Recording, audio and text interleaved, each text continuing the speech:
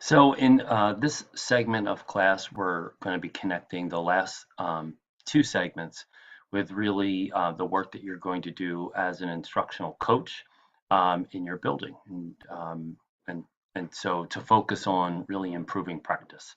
And so as you coach teachers, you're going to be working in a variety of kind of partnerships, one-to-one partnership, but certainly as you've been going through the data, you can see that we will be looking at partnerships as it relates to teams and faculty and grade levels. And so when you're thinking about that work that you'll be doing, it's really not about getting the most out of a partnership. It really is this idea of getting the best. And so, what are the strategies that you're going to use to leverage the conversations really in an organic way that's going to improve teacher knowledge and ultimately student achievement.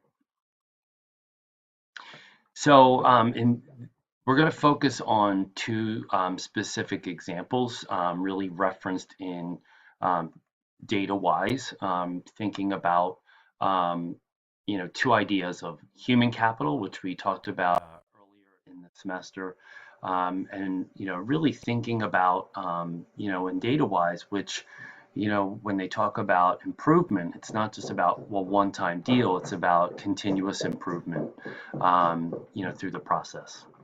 So we'll talk about two examples, just because these are rather big and meaty. The first one really is thinking about response to intervention and instruction, the multi-tiered system of support. It's one of the reasons why I had you look at that in week one. And then the second example, we will talk about building human capital. Um, and again, these are just two examples. So in order for any RTII system to be can be in place, you really need to think about having some common assessments. So hopefully your school has something in place that really benchmarks all students. And just very quickly, you'll see we have a assessment calendar. So we know that in all of our tested subject areas that you have a sequence of assessments that we can look at for all students in that grade level.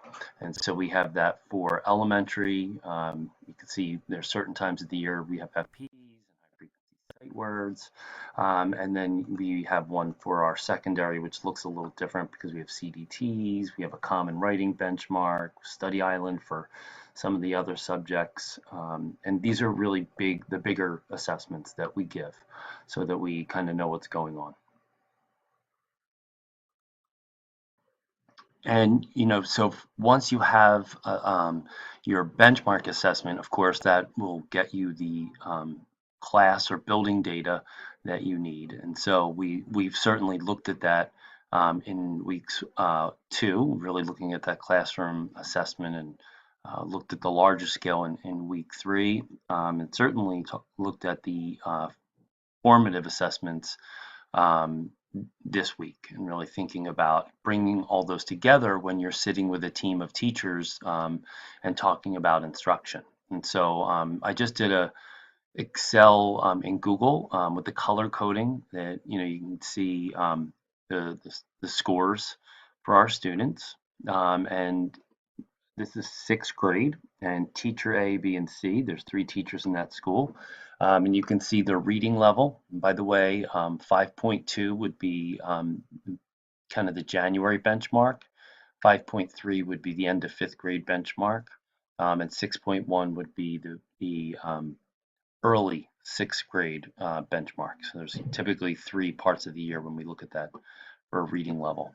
We have accuracy, comprehension, words per minute. We have our feature. So we know we use the DSA with Gonski, and so feature 8, for example, is other long vowels. Whereas 12 we're into syllable juncture.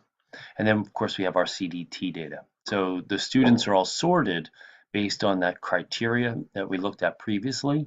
And, you can see then we've kind of created small groups. and we've kind of grouped kids who have mostly similar needs together. So even though you have a 5-2, 5-3, there's reasons that the teachers kind of put them in different spots. Um, and so, here's a student who we know can comprehend on a CDT, but when assessed with the Fountas and Pinnell, comprehension's a little lower, but the rate is quicker. And so this is a student that we might want to teach, in that guided reading group to, can you slow down and monitor for meaning a little bit more, despite the fact that he's high, has high accuracy scores. So, again, looking, this group all seems to have a rate issue, that is tripping them up, one being fast and one being slow. And in this group, you'll see, again, your comprehension is probably more of a focus here, with the exception of this one kiddo, which there's other things going on that student ended up in that group. But what you want to be thinking about is, when you're looking at data, it's being strategic about what's the focus for each group. And then within the group, what is it that I'm going to monitor? And so for this student, I might be actually trying to get them to slow down.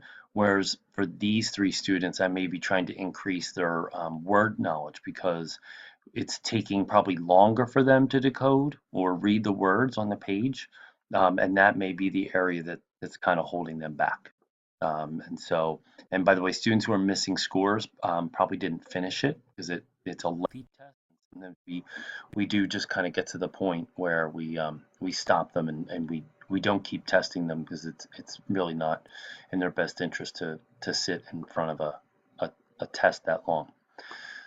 So, like I said, you're going to want to be thinking about in a school-wide system for RTII is, do you have a plan in place for looking at the benchmark assessments across the year, and do you have periodic meetings? So our benchmark meetings occur 3 times a year, and then on a weekly to or biweekly basis, our coaches and instructional leaders in the building, like our ISTs or reading specialists, are sitting with the teams of teachers and talking about the progress they're making week to week on running records, on teacher observation, on fluency checks, on their DSA spelling assessment, and monitoring, are they making progress or not? Do we need to change before we meet in that larger benchmark meeting? So this is just one system. I'm going to stop the video now, and we're going to pick up and talk about a second system just on this second video.